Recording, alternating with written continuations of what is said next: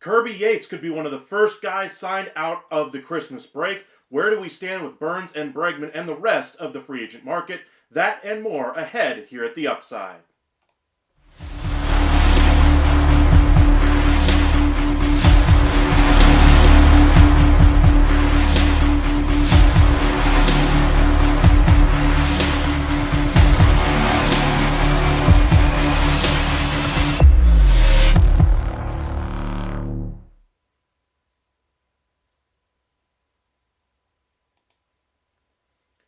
And welcome into the MLB Hot Stove Daily here at the Upside Sports Network. Appreciate all of you guys joining us late on a Wednesday evening. Merry Christmas, everybody. Hope you guys had a great day with your family and friends. You and yours, hopefully you guys had a great day out there. But I wanted to say congratulations and thank you to every single one of you who have subscribed over the last 3 years we've been doing this. We have finally crossed the 2,000 subscriber plateau. Thank you guys very much. You guys deserve a round of applause. So appreciate that. Thank you guys for doing that. It really has gone a long way to helping us grow as a community. So thank you for helping us reach our end of the year goal. And we're going to be very excited for 2025. Remember, we'll be live with you guys every single night from here on forward, breaking down the latest from Major League Baseball's hot stove season. And then as we get into the regular season as well. Be sure to hit that like and subscribe if you are new here. Already got 30 of you guys with us inside of 5 minutes of starting our live. That's incredible. Just want to show you guys how much we've grown just in this short period of time. And, thank you guys for joining us here. If you guys are new here, hit that like, subscribe, follow us over on X at UpsideSN and on Facebook, Upside Sports Network. But welcome in Sean, Rafe, and Hayden. Are the Cubs done making moves? No, they are certainly looking to add another starter. They're also looking for a high-leverage bullpen guy, closer preferably from what the indications are there. Kirby Yates has been one guy that they've been targeting, as well as a few other high-end options. But the Cubs are certainly not done. I would imagine they're going to add a bat as well after losing Paredes in the deal to bring in Tucker and as well as Cody Bellinger. So they're certainly not done. Rafe, I'm already in bed, so I won't be long. Just wanted to stop by and say, hope you had a Merry Christmas, man. Yes, we did. We had our live earlier today, went over to the house, had some ham, potatoes, and played a very long game of Monopoly, which of course Grandma won. So it was fun. So got to have some fun with the family. Made some jalapeno poppers for everybody to enjoy, and just had a great time just spending time with family, watching a little bit of football, even though the games were not that competitive, and a little bit of basketball along the way. Hayden, any news with the Yankees? Nothing specific today, but I would expect them to come out of the Christmas break continuing to push the issue with free agents and push the issue via trades. What I mean by that, they've gone about their offseason really methodically. First, they go after Juan Soto, try to bring him back. That ultimately doesn't work out. They quickly pivot, bring in Max Fried, trade for Devin Williams. They try to trade for Kyle Tucker, doesn't work out. They trade for Cody Bellinger. And now we're looking at Paul Goldschmidt has been signed, and now they're trying to bring in a third baseman. Sounds like they could go the minor league route, but I wouldn't be surprised if they still tried to bring in somebody, at least a platoon with whoever they have in their minor leagues that they think can handle that spot. And, Jose Iglesias would be the name I'd be watching for there. The other option, of course, is Nolan Arenado, but that would be a big caveat there of them moving off of the money for Stroman and getting the Cardinals to bite down on quite a bit of that Arenado contract. Welcome in, Holly. Appreciate you joining us once again. Right off the rip, I told you guys, Kirby Yates is going to be one of the first guys that's going to be signed after the Christmas break is over. And that's because Texas has been really aggressive in the days leading up to Christmas, that they now have the payroll flexibility to be able to spend the money in their bullpen like they have already this offseason. But now their one clear goal is to bring in a high leverage closer. That being Kirby Yates. He is their preference out of all the free agent and trade targets that are left on the board. Kirby Yates is probably going to command a 1 year, $14 million deal, or maybe 2 years, $22 million, which is what we saw Blake Trinan get. I would imagine Texas might do a backloaded deal to allow them to have some additional flexibility. We've seen the Evan Grants of the world and Jeff Wilsons of the world, the Rangers beat reporters, state that essentially the Rangers are looking at Chris Martin as well for a eighth inning role as well. So they're looking at high leverage solutions this offseason to kind of finish off their bullpen. They've done a great job remodeling that bullpen, 5th, 6th, 7th inning guys, but now it's time to get those high leverage guys, and Kirby Yates is the next guy they're targeting. I would expect that deal to come to fruition really quickly, whether that's to Texas or to another team. Tigers are said to have serious interest in him, as well as the Cubs. Those are the 3 teams I'd imagine he's going to be that are going to be competing for Kirby Yates. I would expect Texas to come out on top here. I wonder if the Tigers ultimately end up with Ryan Presley, and then the Cubs ultimately end up with another option that's still on the board in free agency, or maybe they reach out to the Cardinals and try to go after Ryan Helsley. All those options are still on the board, but I'd imagine Kirby Yates is one of the quickest off the board. George, welcome back. Merry Christmas. Where and when do you expect Alonzo, Bregman, and Burns to sign? So we'll do this kind of rapid fire here. Alonzo, still to the Mets. Less than what he was hoping for, but still more than what we originally thought. I'm going to say 5 to 6 years, around $150-ish million. For Bregman, I'm going to go ahead and say the Red Sox. They just seem like a great fit. They've done a really nice job improving their rotation, but I think Bregman would be the perfect fit for that team. For the money, I'm going to say 7 for 220 or for around 210. And then last there, Corbin Burns. I'm still going to say the Giants are the favorite there. I'm going to say the numbers are around 7 for 210 as well. Rafe, Yates, Urena, Martin. We'll see how the season goes. I think that's where the Rangers are looking right now for the bullpen. Urena, I'm not sure if he would really go back to Texas because he had a decent year in Texas, but now his role in Texas is kind of filled up by a couple of other arms. He'd have to earn a spot out of spring training, and I think he's done enough to really solidify himself in somebody's bullpen.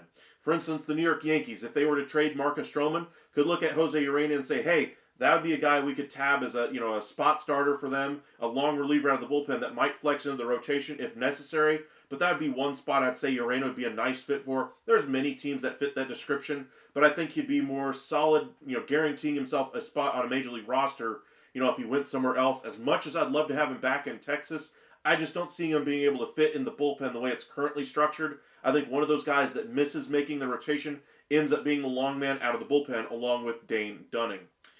George, welcome in. Boris 3 will be difficult for teams to sign. True, Boris likes to take his time. Matt, welcome in. Appreciate you joining us once again. Any news on the Astros fixing their outfield? Can't believe they will go with what they have. Absolutely, I agree with that one. I would say Anthony Santander, Profar. They had interest in possibly Jock Peterson. Nothing there really. Nothing serious as far as talks though. But I would imagine they're going to bring in somebody to fill in the role for Kyle Tucker. Where? Just depends on how much they're willing to spend. If they're willing to spend at the top of the market, Santander's your guy. If they want to save a little bit, but are comfortable giving out a 3-year deal, Profar is your guy. If they're not comfortable with either one of those, maybe they go with kind of a tier D or E option anyway, and a guy like Randall Grichuk. But we'll see what the Astros do. But I agree there. The Astros, their starting right fielder is not currently on their roster. Holly, how was your Christmas? Great Christmas Eve. Lots of great gifts. Lots of time with the family. Really good fun game last night with the folks. And then today we had the ham, the potatoes, the usual Christmas dinner. So it was a really fun day. Yoda, welcome back. Any Yankee next move in a bat? Is the Yankees' next move a bat, I guess is what your question is. Right now, I'd say yes. They're still looking for an 8th-inning setup guy. Tanner Scott is one of the guys they're targeting for that role. I would say, though, they're looking primarily at bringing in a infielder to help them out, some flexibility in that infield. Beyond that, I would say bullpen is what they're looking at right now. Mike Long, welcome in. Appreciate you joining us. I'm not sure if this is the first time you've joined us or not, but if this is the first time you're here with us, make sure you guys hit that like and subscribe. We've reached our 2,000 subscriber goal. Let's see how far we can get this thing before the end of the year. But if you wouldn't mind joining us, we'll give you the greatest baseball coverage that there is. So make sure you hit that subscribe button. I appreciate you guys getting us all the way to 2,000 by the end of the year. You guys are fantastic. But will Montgomery actually remain with Arizona? Honestly, I think he starts the season with Arizona the way things have shaken out. There are teams that are going to need some starting pitching, but I don't see there being an incentive for Arizona to eat $10 to $15 million of the contract if it's just to save him $5 million and just get rid of a quote-unquote issue between the owner and player. I wouldn't think that'd be best for them. Now, they just take their, take their pill. They gave out the contract, even if you think it's the worst contract you've ever given out by that, management team. It was the owner and them kind of pushing for the issue as well. To openly blast the player was not very good on them. Just kind of affects future free agents who might ultimately go there. How you might also be blasted by your owner if you don't perform instantly. And Montgomery was put in a tough spot. You got to agree with on that one because no spring training, nothing to really get him ready. The Boris offseason training obviously didn't work. I think a full offseason getting back to his normal routine, he'll be back to being the Jordan Montgomery we all expect him to be. And for that reason, if I'm the Diamondbacks, I'm not giving him away at a discount. I don't care what his issues are with the owner. I don't care what the owner's issues are with him. He's staying on my roster because I think there's more in him. We gave him that contract for a reason, and I'm not willing to punt on him. Now, if you're willing to, say, eat half the money if you're Arizona, and you're getting something decent back in return, maybe I could be convinced of something like that. I floated the idea of a Stroman for Montgomery swap between the two teams. I think the Yankees would love having Montgomery back. It's just a matter of whether, the issues for Arizona are so deep with Montgomery at this point that they would just take a similar valued player on the market and just say, we'll just, flip the coin and see if it works out better in our favor with Stroman instead. But, that's how I kind of see where Montgomery ultimately finishes out. Joseph, happy holidays. Happy holidays to you as well. Merry Christmas, everybody. Those of you who celebrate Hanukkah and everything else, just wanted to say, you guys, appreciate all of you guys joining us, and I just want to thank you guys for making this place a really great community with every single one of you, and a place where we can all enjoy baseball and just, cheer for our fan base and kind of talk about baseball and still be very cordial with one another. It's great how you guys are very, accepting of everybody in this group. Rafe, gotta love the 60-degree Christmas day in Texas. LOL made grilling steak and cheesy taters. Good, though. Yeah, I mean, it is Texas. We're going to get a very good freeze, though, it sounds like, in about a week, so prepare yourself. January 3rd and 4th, if I remember correctly. Hayden, can you see the Yankees trading Stroman and Rice to the Marlins for Nardi? No, honestly, I don't. I think it'd be nice to get off of the Stroman money. A bullpen arm like Nardi, or a piece like Nardi anyway, would be nice, period. Rice, I think they're going to platoon him at first base, though. I don't see a reason why they would try to move off of him. Maybe moving Stroman and a couple of mid-tier prospects. That's more like what the Yankees prefer to do. Welcome back, Lucas. Merry Christmas Upside. Congratulations on 2K. You deserve it. Thank you, my friend. Thank you, guys. Got about 65 of you guys with us right now. I appreciate you guys joining us. Make sure you guys hit that like and subscribe if you are new here. Let's see how far we can get this thing. Been great having this community really grow, especially over the last month or so, especially with the winter meetings. Thank you guys very much. Willard, everyone says the Yankees say they have the best pitching, but Astros can match Yankees with Framber, Hunter Brown, Spencer, Javier, Garcia, and Blanco. The Astros bullpen still best in American League. I mean, they were the best in the American League. They brought in Josh Hader. Everybody expected it to be better. They had their issues in the first half of the season, but they did get better in the second half. I will give you that. Best rotation in the majors. In the American League. I'm sorry, that honor goes to the Marlins, or the not the Marlins, the Mariners right now. But the Mariners still have the number one rotation. I'd say the Yankees are right there, right behind them. Astros are in the discussion, but to me, there's a lot of issues I have with that rotation. They're a lot like the Rangers. Injuries, up and down performance. I think the Rangers and Astros are closer to the rotation. You know, they could be the number one rotation if everything breaks right. If it doesn't, it could get ugly quickly there in Houston or with the Rangers. Sean, where does Kirby Yates end up? I'm going to firmly say the Texas Rangers right now. I just think Chris Young, has a really great way of communicating with free agents, showing them their vision for how he sees that team performing next year, what their role would be on that team, how comfortable that they would be, and finally the numbers ultimately work out for the players they want to bring in. And I just think Kirby Yates goes back to Texas at this point. My guess, 2 years, $22 million. Willard League with Presley and Abreu and Hader. Yes, but they're trying to trade away Presley. And, they made the mistake, in my opinion, spending the money on Hader when they already had Presley. They had no reason to make that move. And, while they wanted to make that bullpen kind of a super bullpen, I suppose, was, I guess, the thought there, that money could have been used on players that are likely going to be leaving in free agency. One of those guys could be Framber Valdez in a year. So I think the Hader acquisition was a misstep, but we'll see what their bullpen looks like after we get to spring training. I think once we get to spring training, we'll have a better idea of where the Astros are headed once they add in a right fielder, once they move off of Presley, and to see whether or not we're able to get an extension done with Framber Valdez. Hey, Rafe, congratulations on 2K Man Road to 100K soon enough. Well, with any luck, if we keep having these lives, it's, almost 11 o'clock right now, and we have 75 people with us right now. If we keep having these lives grow like we have, we could really get there by the end of next year if we keep this kind of trajectory up. First year, we gained very few subscribers. The next year, several more. And then this year, we've really taken off like a rocket, especially the last month and a half. So as long as we keep doing these lives and you guys enjoy the content, we're going to keep going and see how big we can get this thing to go.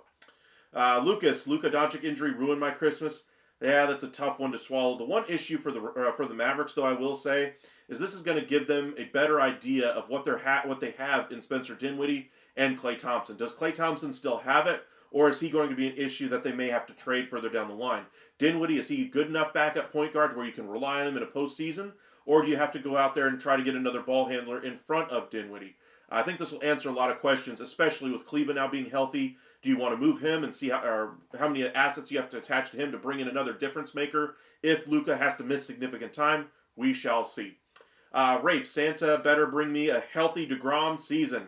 Please and thank you. Well, I'm hoping for it too. I think baseball is hoping for it. DeGrom, when healthy, is the best pitcher on the planet, and there's no argument. The question has always been health. If anything, even a little, is wrong, DeGrom ultimately ends up on the IL and is unable to be very effective. So we're all hoping for a good DeGrom season. A healthy DeGrom season means a good DeGrom season, and I'd love to see it. I don't think we'll ever see a 200 inning season again from him, but I'm hoping for, say, 130 to 170 if I'm Texas. Alrighty, Hayden, do you think the Yankees bring back Tim Hill? Maybe. I'm not convinced one way or the other, honestly. Cali Yankees fan, have you heard Gleyber to Tigers to play second? Ha-Sung Kim to the Yankees to play third? I have heard some rumors about Kim to the Yankees. As far as Gleyber to the Tigers, I have not heard that one so much. I imagine that would be kind of a backup plan if they miss on Bregman. They are in there for Bregman. We'll see if they're able to get that one done. As unlikely as it might have seemed, say, 2 months ago, they are right there, one of the 3 finalists there for Bregman, with the Yankees in the periphery of that conversation. But right now, I'd say they're looking more in-house options for the Yankees. But as far as Tigers, I'm just not sure which direction they go. I think Gleyber has a really good market, possibly with the LA Angels. He may want to go out and play on the West Coast, but we shall see. I think Yohan Moncada is also on the radar for the LA Angels as well. Got 75 of you guys with us right now. Make sure you guys hit that like and subscribe. Would go a long way to helping out our channel. I want to thank all of you who have subscribed. In just the last 24 hours alone, I think we've gained about 60 subscribers. So thank you guys very much. Really helping us grow our channel. And we appreciate you very much. Please and thank you. Hit that subscribe button. Thank you very much. All right. Hayden, happy my Knicks won. I heard it was a contentious game. I did not get to catch it though, but I believe they were playing San Antonio, so Wimby I'm sure went off. My iPhone, welcome in, welcome in. Hi Michael, happy Canadian Christmas. Well, welcome in, happy Canadian Christmas to you. Appreciate you joining us. Willard, look at the Rangers better win in next couple of years because once DeGrom retires, the Yankees lose Cole and Judge. Both teams will be in trouble. I mean, every team in a couple of years, you have no idea who's going to be on the roster anyway. Astros have so many guys that are going to be hitting free agency last year, this year, next year, and the year after. There's no idea what their future really holds. The pieces that they brought in for Kyle Tucker help space out that window a little bit. The Rangers, they have Eovaldi, they have DeGrom for 3 years, and then they're going to have all that money come off the books, and then they're going to go out in free agency and spend it once again, I do believe. If not, they're going to have some guys they're going to have to pay off that roster and figure out what they're going to do long term. But it's still too early to be worried about 2, 3, 4 years down the line. You're looking this year, maybe next year right now. Most front offices are. You don't want to completely sacrifice, 2028, 2029, but those years are a little far away to really be worrying about them in 2025. We're a week away anyway, but it'll be the 2025 season. Rafe, Rangers need to draft some good young bullpen arms. We have to sign some older arms every year and hope they perform for a couple of years for us. Honestly, Rafe, the way I view a bullpen, this might be contrary to popular belief. I would rather go, sign 10, guys to 1 or 2 year deals in the range of $2 to $4 million and just hope, you get to spring training and 5 of them are really good for you. Another 5 ultimately pass through waivers and decide to accept their outright assignment to AAA, and now you've got a nice group of veterans to come in and supplant some of those bullpen options. Now it'd be great to have some young guys in that bullpen as well. But I'm not drafting a reliever to be a 7th, 8th inning guy. Now, if it's a high impact closer, I might discuss it later on in the draft. But the only way I'm drafting a reliever high in the draft is if he's a dominant, Cy Young, carry my team type of a closer, which there haven't been any in the last 20 years. We're talking about a closer that can come in and pitch 3 innings to close out a game 3 times a week. That doesn't happen anymore, and so I don't see a team really doing that. They draft a starting pitcher for the tools and traits that he has. If he's unable to command it very well, they move him to the bullpen. If his velocity and stuff plays up, then he turns into a dominant closer option the more that he's put in that role, and then you bring him up. That's the only way to really develop a relief option out of your own system. As far as relievers at the major league level, you have a pretty good idea of what they're able to do against major leaguers already, and there's always a bevy of relievers in that market that are in that $1 million to $3 million, $1 million to $4 million range. None of them are necessarily high leverage guys. For instance, Kirby Yates was not considered a high leverage guy last year, but at $4.5 million, he turned into a great closer for the Texas Rangers. Not saying every free agent is going to work. In fact, I'm expecting half, if not more, of those contracts to ultimately prove to be worthless. But if I pin probably $20 to $30 million in relief help total for my bullpen, and I split it up however I want to do it, $10 million to an ace closer, and then the rest goes to whoever's left, that's one way of building a bullpen. But I would rather go that way than just, spend it on 2 really good guys, and if one blows up, I've blown my entire budget for my bullpen, and now I'm left with guys out of AAA who have no experience at the major league level. I would rather bring in some veterans. One reason why I think teams that are in rebuilding situations should definitely be capitalizing on this, because those guys that have 1-year contracts that are worth $1 to $3 million, those guys get traded all the time at the deadline. And you can get, say, if one of those guys that you sign is, say, Kirby Yates, for instance, if Texas was out of it and didn't decide to, push their chips to the center and try to win it again after winning the World Series in 23, they could have gotten a really nice haul for Kirby Yates. Now, again, that's kind of the exception, not the rule when it comes to those guys that are in that $1 to $3, $1 to $4 million range. But the chances that hits, at least on one of those guys, to where you could flip them for something at the deadline, is far greater than getting some minor leaguer who's never played at the major league level to be able to work out in his 1st or 2nd year at the major league level. I get it, you want to draft and develop your talent. I get it, you want to give them time at the major league level.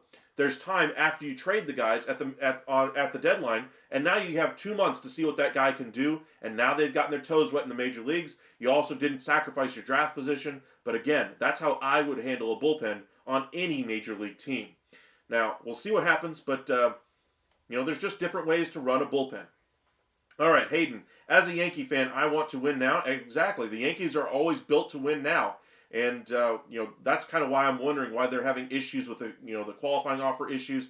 I get the money issues that they're saying they have. They don't want to go into that Steve Cohen tax.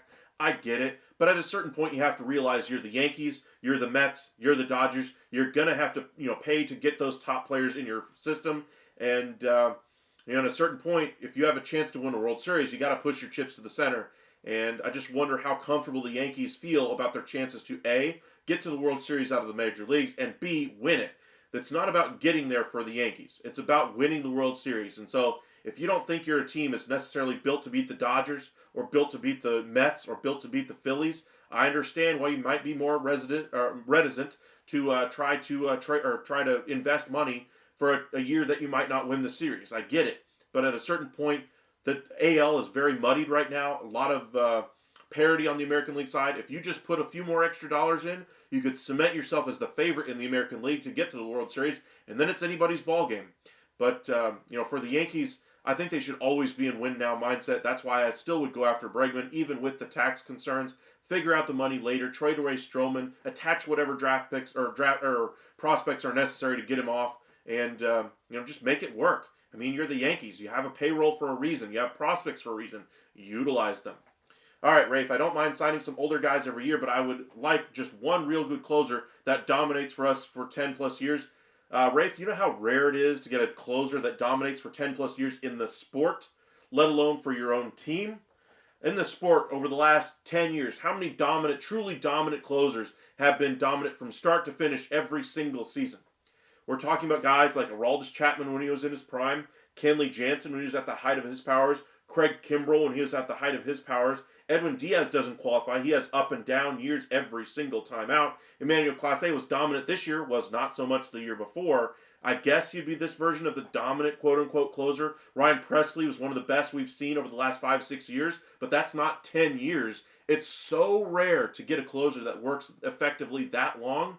But I get your point. You'd rather have one really good option at the back end of the bullpen, and that's kind of what I would prefer as well. One guy you can go to and count on to be there. And if it doesn't work, you hope one of the other guys can step into that point, I guess, is the way I would build it out. So, for instance, in my analogy of you got $30 million to spend on your bullpen, however you want to allocate it. Say you're going to have your 5 starters. You have 13 pitchers on your Major League roster. Take out 5, you got 8 relievers. Take out $10 million for your closer. That leaves you $20 million to spend on 7 guys. Give each guy $2.5 to $3 million. $1 million for a couple of guys, $3 million for a couple of guys, and $4.5 million for another. That's kind of how I would build out my bullpen.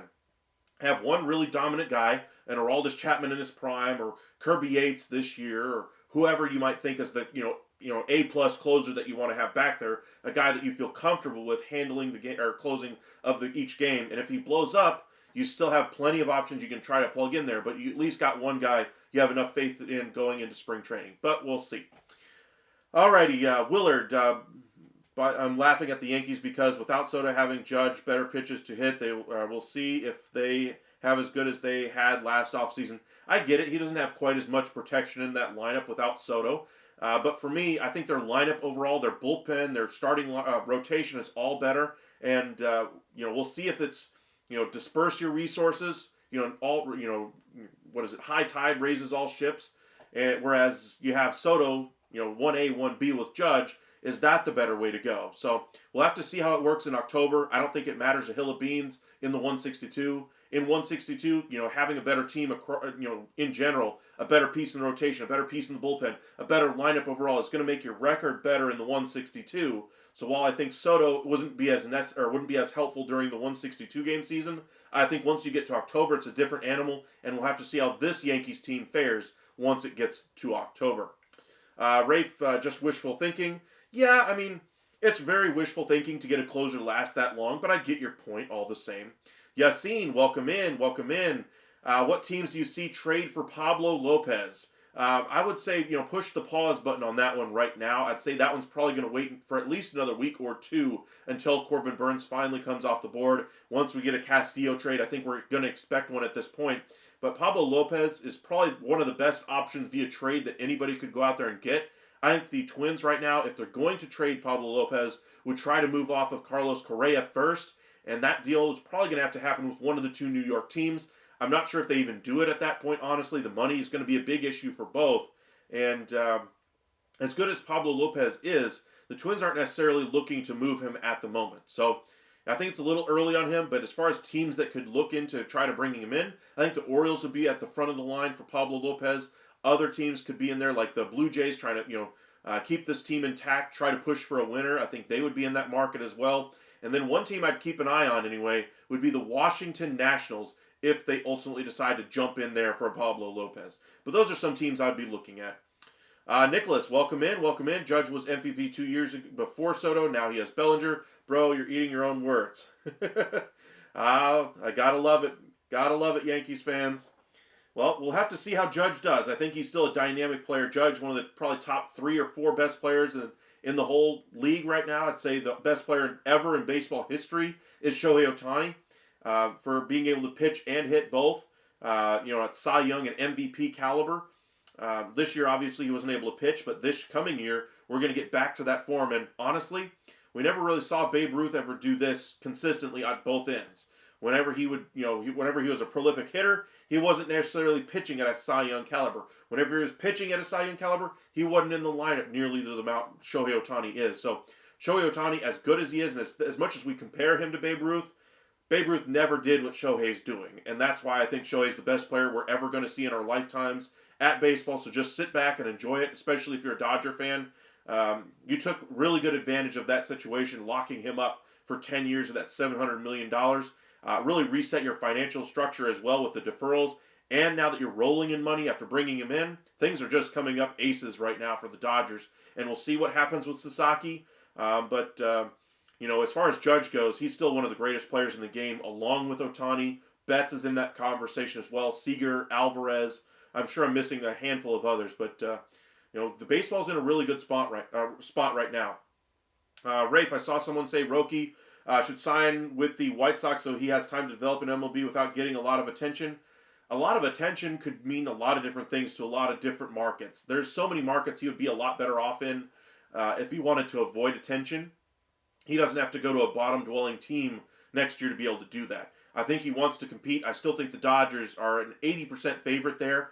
I think Roki's going to decide here probably in the next couple of weeks. But, like I said before, he's not signing until the 15th when he can maximize his earning potential. Nicholas, I heard Ohtani won't pitch next year. Maybe nonsense. He has the injury. He's going to start the season late as far as pitching, but he will probably be pitching around the trade deadline, maybe a little earlier than that. He will play both ways next season. They're just going to be patient with him. They don't have to rush him. It's all about October for them anyway. If he's not necessarily ready by the trade deadline, there's no need to panic. That's just them being patient with Ohtani if that does come to pass. Roki could develop with the White Sox, but he'll be the only one where... Not too bad of a comment there, Nicholas. Kind of agree with you, though. The White Sox haven't exactly had the greatest track record over the last couple of years. They've got some really good young talent coming. They'll be better in, say, a year or two, but I still think they're probably a year away from breaking into the 70-win threshold, let alone breaking 500.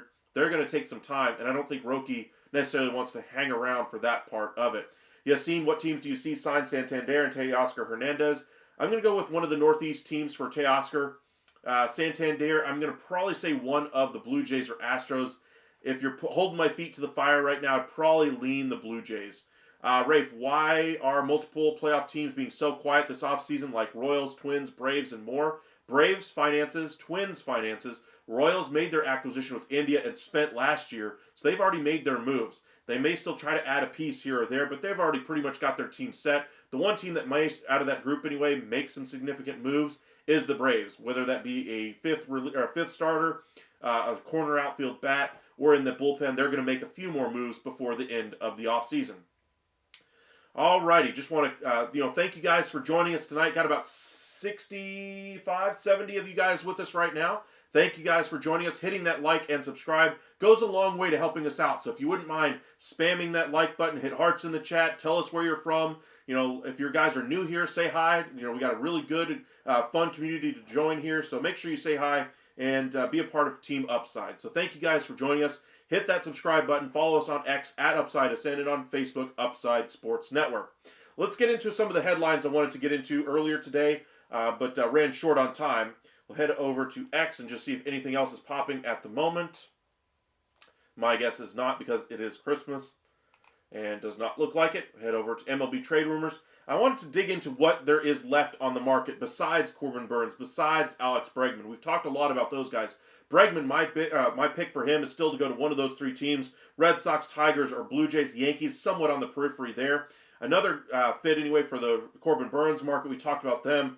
Giants are still the favorite there, but it could be any one of a quote-unquote mystery team outside of that. But there are other names to look at. Catcher, there's not a lot left here.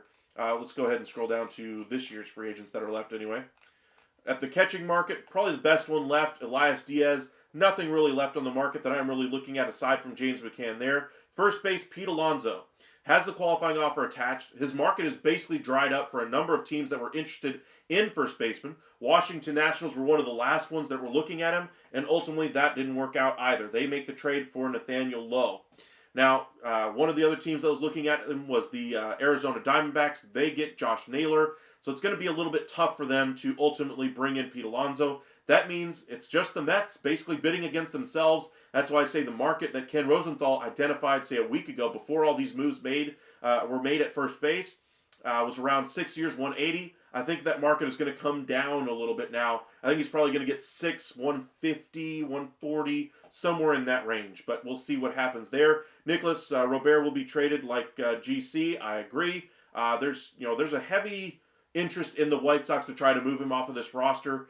I think there's tepid interest in him because of the money and injury issues, but I still think he gets moved. Rich just subscribed. I like what you do. Thank you, man. Appreciate that, Rich. If you guys wouldn't mind, just like Rich here, hitting that like and subscribe would go a long way to helping us grow our channel. Just crossed the 80 live viewers with us right now, so if you guys wouldn't mind spamming that like as well, let us know where you're watching from. Rafe, do the Blue Jays need to start spending more money if they want to re-sign Vladdy, or does he just care about getting his bag and hope to get rings around him? Honestly, I don't know. Nobody really knows with Vladdy. I would say he wants the bag, absolutely. Would bringing in somebody high caliber this offseason help to convince him to sign? Absolutely. Is it going to be the single most important thing that he takes into account? No. He's going to take his case all the way to free agency. Honestly, I'm expecting him to leave because the future in Toronto is bleak. That's putting it mildly. Maybe he just loves it. Toronto wants to go back there. But I would say there are plenty of teams that are going to be looking at him next year, looking at the Yankees, the Giants, and several others that would have interest in Vlad Guerrero Jr., and I don't think they have to go after him. I don't think the Blue Jays are going to have the ammunition to go after him, as far as the pieces on the roster that can convince him that they're a competitive team. And I think he wants to go to a team that's going to have a better chance to win. Those teams are also in a better chance to give him the money as well. So we'll see what they do. But for right now, Vladimir Guerrero Jr. said that he is willing to discuss an extension right now up to spring training. But once spring training starts, that's it. Alrighty. Nicholas, as a Yankee fan originally from Southern California, now in Oregon, I wasn't sold on Goldie at all, but hearing him talk about being in pinstripes and taking less to do so has me excited.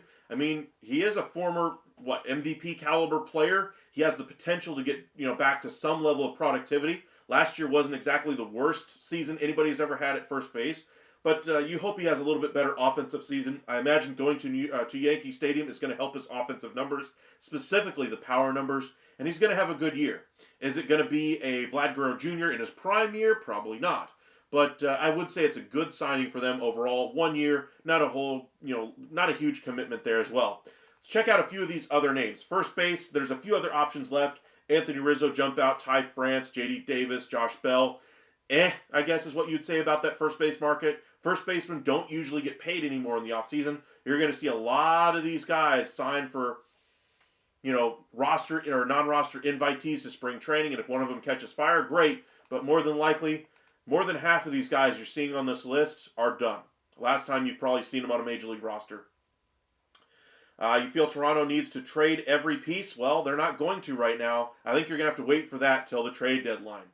All right, second baseman. Who's left on the market? Basically, you're looking at players like Jose Iglesias, Adam Frazier, Brandon Drury, Whit Merrifield, maybe a Brendan Rodgers or Jorge Polanco, Ahmed Rosario maybe, and Gleyber Torres. Decent pieces, but nobody you're going to look at and say on a competitive team, hey, this is going to be my everyday second baseman. This is my everyday third baseman. I think most of these guys are platoon players, bench bats, fifth options, at this point in their careers. Again, most of these guys probably going to be in the minor leagues starting next season. Shortstops, not much here at all. Ha-Seong Kim is probably the only one that might break a starting lineup next year. Anderson, I think, has seen probably the last of him at the major league level. I think he signs a minor league deal because his numbers have been terrible now for a couple of years. DeYoung may be able to get a bench role somewhere. Third base, we talked about Bregman already. Moncada is one name that's drawn some interest as well from the Angels. Donovan Solano's had his name mentioned a couple of different places. And Gio Urshela, we already saw him come off the board. Let's see here. Rafe, I feel Rangers should take a chance on Ty France at least for spring training and see how he works out. As a non-roster invitee, I'd be for that one. As far as a major league guaranteed roster spot, not a chance. Honestly, I think they just need to bring in somebody to push the guys that are going to be in the platoon at first base. The guys that they would bring in, say they did bring in a Ty France or Joey Gallo is the guy I would hope for if I'm a Rangers fan, just because of the connections to Texas. Do I think any of these guys breaks through? No. But I'm saying just pushing them at first base to at least, give them some competition. Say that, hey, even though you're already on the major league roster and you're expected to be in that platoon, you're going to have to earn it. Because offense in Texas last year was not their forte. The pitching staff was expected to be, the one with holes in it. And ultimately, that vastly, undermanned pitching staff was the part that was the strength of this team for the majority of the season, even as injured as it was. Tells you, with the pieces they're going to be bringing up from the minor leagues and the pieces coming off of injury, that rotation is going to be better. But that lineup really disappointed them last year. So they're going to have to improve that lineup all over the place. We've seen them go after power with Higashioka, Berger, and now Peterson. They've really identified power as the one thing that they really lacked last year. But they got to have bounce back years from the majority of guys in their lineup. Looking most notably at Jonah Heim, Adolis Garcia, Josh Young, getting him healthy and staying healthy all season would be helpful. Corey Seager had a little bit of a down year, even by his standards. Keeping him healthy is important, and Simeon anyway, had another down year as well. But he's always up and down. 1 year great, the next year The 1 year great, the next year That's just how Simeon goes. So I'm expecting a better year out of him. But just like we were just talking about with France and possibly a Gallo signing, somebody to kind of push this lineup a little bit in spring training, I think is what they'll try to do. I think France would be a good fit for something like that. Nicholas, like Vlad, Bo, pitching, etc., they need to rebuild and get anything they can before they pull an Ohtani or an Angels Ohtani move. Yeah, but they're trying to win the World Series. It might sound funny, but that ownership group there wants to win and wants to win now. The only way that front office saves their hide, because they're all on expiring deals, is to ultimately win. And they're going to, unfortunately, have to push their chips to the center to do so. I don't think they're in a great spot to do so. I think it's going to fail. I think they're going to finish under 500. I think they finish last in that division. I don't think they get Bregman. I don't think they get Burns. I think they're left overpaying guys, and I think they might ultimately turn into the San Francisco Giants, at least what they were under Farhan Zaidi. Not a place you want to be. I would agree with you. They should have done the move as far as trading away Bichette and Vlad Guerrero Jr. before they got to this point, but obviously Bichette was in a down year last year, so maybe you'd had to move him, a full offseason before. Same thing with Vlad Guerrero, but at the time, they were still trying to contend. They thought they had a chance to win the World Series at that time. Remember, the last couple of years, they've really tried pushing for it and ultimately fail. Now this year is no different. They're trying to push for it again. One last hurrah, as you will, or if you will anyway. And I just think it's going to fall flat. Nicholas, where do you see Bregman going? Right now, I would lean Red Sox. I think he's going to go to the Red Sox. I think he'd be a great fit. Devers, I think, moves off of third base, goes over to first, and they move on from Cassis. There has been interest by the Red Sox in trading Tristan Cassis as is. Mariners are one team that's been connected to him as well. Rafe, will Pirates ever shell out money to get some rings, especially with Skeens on the roster? Shell out as far as top of the market money? No. As far as pieces like what they've done this offseason, absolutely. Love the trade to bring in Horowitz, but I think they need to bring in a little bit more stability. For instance, I thought a piece like Nathaniel Lowe would have been a player that's perfect for them. Really good professional player, give them some good production at first base, improve their overall floor as a roster, and I think they would probably be a wild card contending team next year if they had done something like that. As it stands, I still have my worries about whether they're good enough to win a wild card spot, let alone the division. That division is all over the place, though. Every single team outside of maybe the Cardinals in a rebuilding year has a chance to win 90 games and win the division. If you win 80 games, you're still a pretty good team, but you're not winning the division. So I think the Pirates are right in that mix. They need to upgrade that offense, and we'll see if they do so. Got about 85 of you guys with us right now. Make sure you guys hit that like and subscribe. Want to thank all you guys for helping us reach our 2,000 subscriber goal before the end of the year. Let's see how high we can get it before the end of the year. We'll be live with you guys for just a few more minutes, so make sure if you have any questions, please post them to us. Let us know where you're watching from, and thank you again for joining us here at the Upside, the only place where you're going to get this type of coverage. The MLB Network does not do this anymore. Hot Stove is basically a variety show in the morning. MLB Tonight is basically highlights and, hey, this guy did great at this last year. Let's talk about how his batting stance works. That works. There's an audience for that. That's informative for me to watch as well.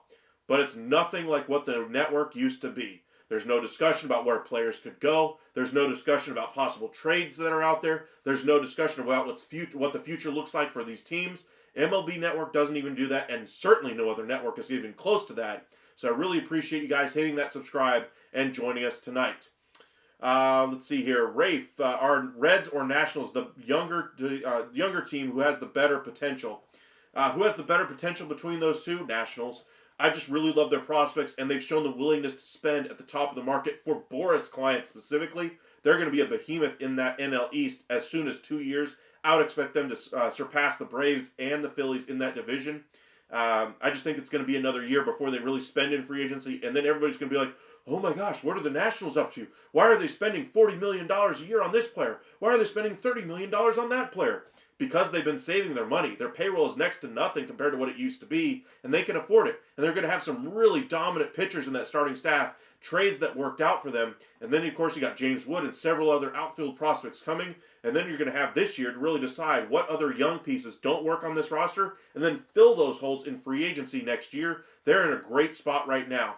As for the Reds, I know Musico had sent me a comment in one of my videos earlier today, and asked if I was going to talk any Reds. So this is where we'll talk about the Reds. What's new with the Reds, and where is the status with this team? I really like their young position player mix. Their young pitchers haven't necessarily been able to perform consistently, whether it be poor performance or injuries kind of riddling this rotation. I think they need to bring in somebody with some real innings under his belt. My guess for them, I know they've been interested in Nick Pivetta. My perfect fit for them would be a guy like Lance Lynn. I think you'd pencil him in right now for 100 to 150 innings and allow those younger arms in that rotation really learn from a guy like that. He's changed his entire body this offseason as well. I think he's lost, he said, like 40-something pounds. He's a very different-looking pitcher right now, and I think he'd be great for that Cincinnati Reds clubhouse as well. That pitching staff could really use a workhorse like him, especially if they have injury issues like they've had the last couple of years. Now, as far as a hitter, they're still looking for a corner outfield bat. I don't see them playing at the top of the market for Santander. I know they've been connected to Oscar Hernandez, but I don't buy that either. I think they'll end up with somebody, let's kind of scroll down here and I'll show you guys, what's left on the market.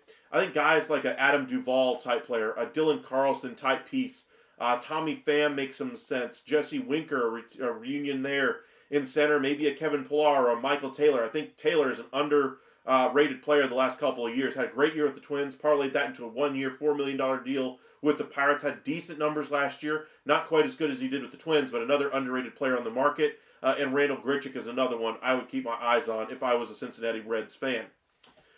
Alrighty, Paranormal, Merry Christmas, brother. Been watching your streams. I miss watching your streams you missed, so I'm glad I made it here in time to go Yankees. I love this channel. Thank you, Paranormal. I caught your comment, and I appreciate you watching those. I was noticing while I was having fun with the family, my streams that I did earlier that day have really been gaining steam. That's why we got over the 2,000 subscriber threshold, even when we're not live. So, our community is growing rapidly, so if you're new here, make sure you say hi in the chat and hit that like and subscribe and join us here at the Upside.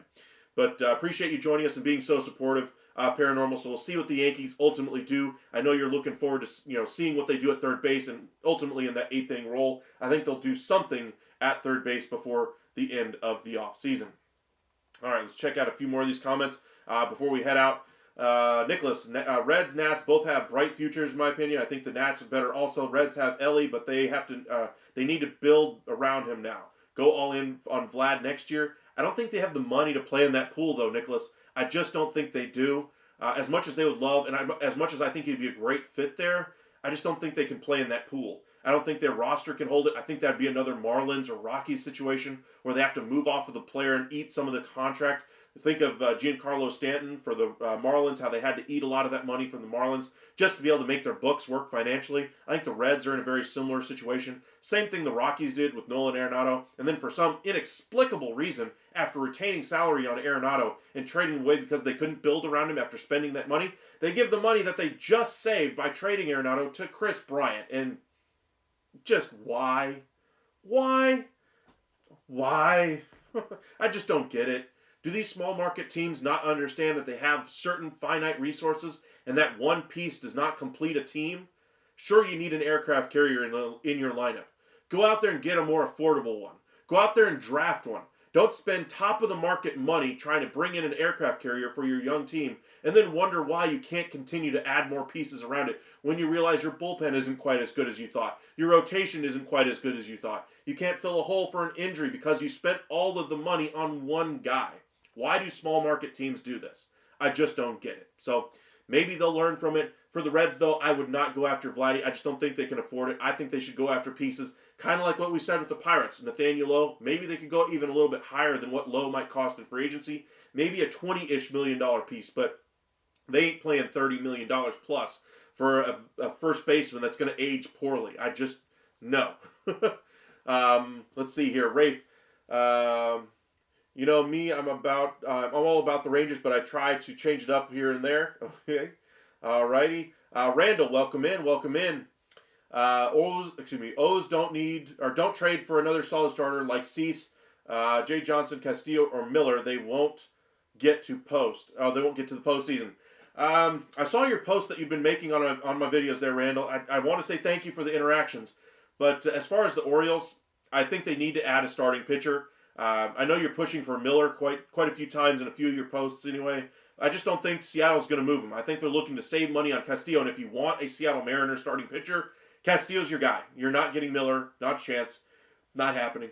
As far as Cease, I think that's their preference right now in Baltimore. I would rather go for Castillo because of the longevity that you have with him. He's locked up a little longer. He's going to cost you less in the long run, and that matters for a team like Baltimore, a quote-unquote small team that is going to have to be mindful of how they spend their money. If Corbin Burns is too much at 7 years, $30 million per, there's no way they're going to be able to afford Dylan Cease in free agency next year. Nicholas, Merry Christmas to everyone, every team except the Angels. I like that one. Merry Christmas, everybody. Appreciate you guys joining us. We're about to head out here for the night. Rafe, I think the O's, it's now or never, to be honest. Those contracts come very soon, and that's a lot of money to spend on those young guys. True, they have to spend the money now. That's what we've been talking about the past 3 weeks now about the Orioles. If you're not going to spend the money now with those contracts that are so cheap on your books, with Adley Rutschman still be able to be that ace in the hole that you have as an offensive weapon behind the plate before he has to be moved to first base or DH to keep him in the lineup for health reasons. While you have that advantage, use that advantage. Take advantage of it. Take your payroll and spend it on pitching. We'll see if they're able to do it. Rafe, who's the best City Connect jersey in your opinion? I'm biased. That's going to be the Rangers for me. I just love the way the story into the jersey. Everything has a reason. I know a lot of teams have that, but I'm the Rangers fan. Come on, I'm going to say the Rangers. Cobra, any Sasaki to Padres news? Not too much, honestly. I think everybody's just taking meetings. Everybody's submitted pitches, but it doesn't look like Sasaki's okay with taking meetings with just everybody. There's only probably the 10 to 12 teams that he's really going to hone in on here. Padres are expected to be one of those teams. Rangers already met with him. Cubs, Mets, Giants, Yankees. The list is long. And I think we're going to get some news before the 15th as to where he'll go. I just think he'll take until the 15th to sign when he can maximize his overall value. Nicholas, or like Rafe, was going to say, or saying they're going to win now while their youth is cheap. Maybe the O's new ownership, maybe they'll be the team that slips in and goes at Vlad. Maybe, but I mean, one thing I brought up in my live earlier today, let me scroll up to it. Bear with me for just a second. Look at this right here. This is the biggest contract in Orioles history. 7 years, $161 million. For a player very similar as far as what they do on the field to Vlad Guerrero. How would you say that worked out? First year, Second year, we'll deal with it. Third year, by that time, they know It's a sunk cost. They couldn't move him. They're stuck with the money. And it ultimately ended, the Adam Jones era, essentially, in Baltimore. That's what happens when you have a contract that goes badly. And while, having a piece like Vladdy would really help out their lineup, they have really good young pieces in their lineup. Adley Rutschman may be your first baseman anyway in a couple years. So while Vladdy is going to help you during that 2-3 year run to try to push for a World Series, and that's what you're really trying to shoot for, you need to invest in that rotation first and foremost, and that's where I think they'll end up spending their money. Yassine, do you think the Yankees should trade for Willie Castro from the Twins? I think he'd be a good get for them, honestly, give them some flexibility. Nicholas, I really like Arise. I'd love to see the Yankees trade for him. Again, we talked about that one earlier as well. Love Arise pretty much for any team out there. I know he doesn't necessarily jump off the page because of the power numbers, etc. High contract rate, high on base percentage guy. Imagine him hitting in front of your favorite player on your favorite team.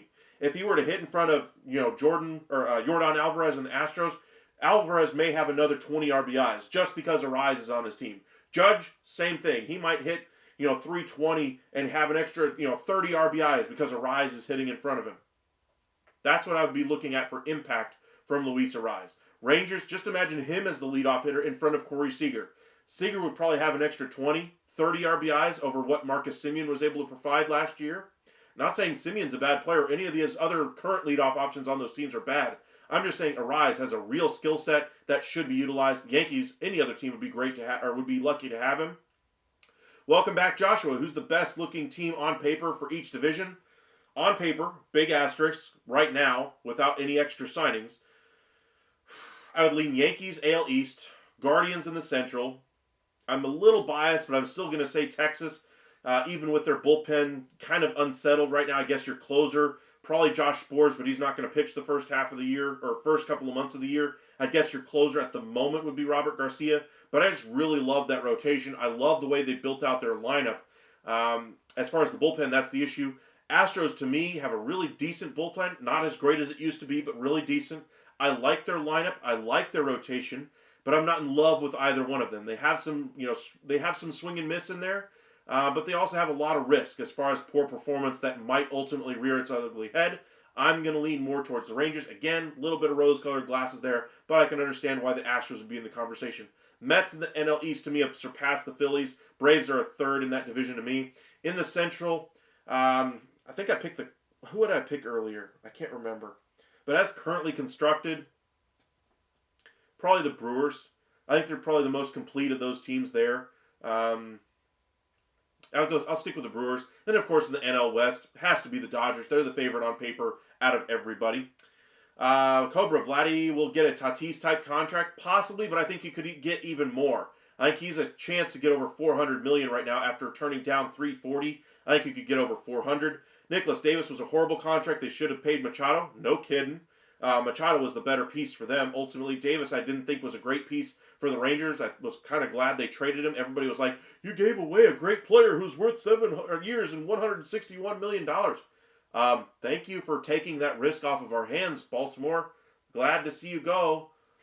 I mean, sure, the trade didn't work out as great for the Rangers because the piece they got was a relief option that didn't work out great, but I still am happy the Rangers aren't the team that got stuck with the 7 for 161 with Chris Davis, because I guarantee you Texas would have done it or more. Let's see here. How many more rings do you think Bochy tries to win before he calls it a career? Honestly, I think we're probably year to year with him after this coming year. So say he wins another one this year, and he does the every other year thing with it like he did with the Giants. I'd probably say one more is what he's shooting for. I think you'd love to have more, but I'd say one more is within reach for Bochy. I'd love him to lead off for the Yankees. No kidding with the Rise. Rise, Bellinger, Judge, Stanton, Goldie, Wells, Volpe, Jazz, and Dominguez. I think probably Volpe would be your 9 hitter in that. Flip Dominguez there. I'd like that lineup. Who did the Yankees give for Gallo again? 4 different prospects. Glenn Otto, who immediately went into the rotation for Texas, at least spelled them at different times, no longer with the Rangers. They gave up Duran, they gave up Josh Smith, and they gave up Trevor Hauver, who's in AAA for the Rangers as well. Cobra, Padres were close to getting both Machado and Harper once. Yes, they were. Alrighty, we're about to wrap it up for the night. If you guys want to, hit that like and subscribe, we'd greatly appreciate it. We'll be live with you guys again tomorrow. I work open to close, unfortunately, so there won't be an early morning live. But we'll be live probably around 8:30, 9 o'clock, probably 9:30, somewhere in there tomorrow. So make sure you guys join us then. Really want to thank you guys for getting us over our goal of 2,000 subscribers by the end of the year. Let's see how high we can get it. Merry Christmas, everybody. I really want to thank you guys once again. I can't thank you guys enough for all your support. The super chats that y'all sent in, I haven't forgotten about those. Thank you very much for joining us and being a part of the Upside. Follow us over at on X at Upside Descent and on Facebook, Upside Sports Network. Merry Christmas, everybody, and we'll see you tomorrow night.